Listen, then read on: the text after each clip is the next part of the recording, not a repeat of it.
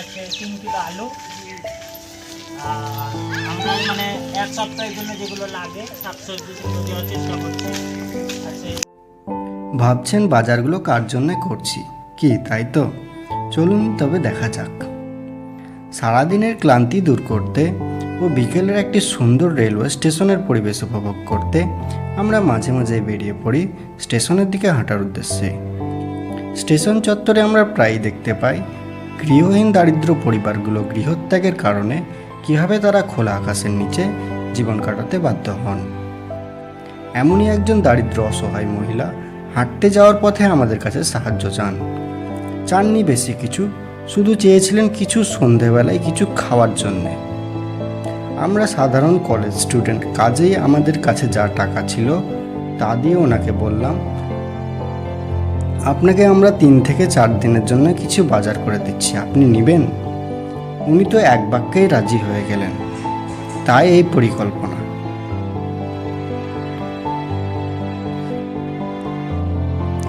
পারিবারিক বাজার করার অভিজ্ঞতা যেহেতু আমাদের নেই, কাজেই কী নিব বুঝতে না পেরে সামনে যা পেয়েছি তাই নিয়ে নিয়েছি।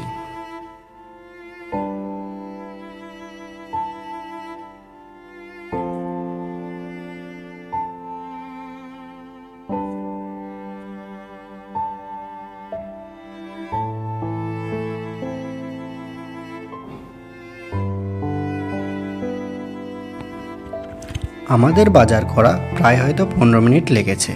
টাইমের কথা বলার উদ্দেশ্য এই যে আমরা যতক্ষণ পর্যন্ত বাজার করেছি সেই মহিলাটি যেন আমাদের অপেক্ষায় ঠিক যেখান থেকে উনি আমাদের কাছে সাহায্য চেয়েছিলেন সেখান থেকে উনি এক পাও নড়েননি পর্যন্ত।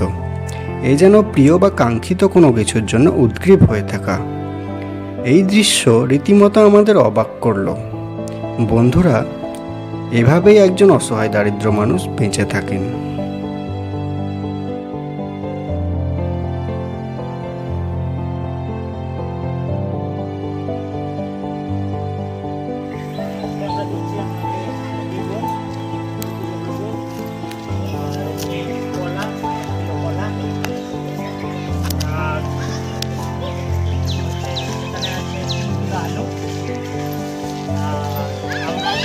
এক সপ্তাহের জন্য যেগুলো লাগে শাকসবজি সেগুলো দেওয়ার চেষ্টা করছি।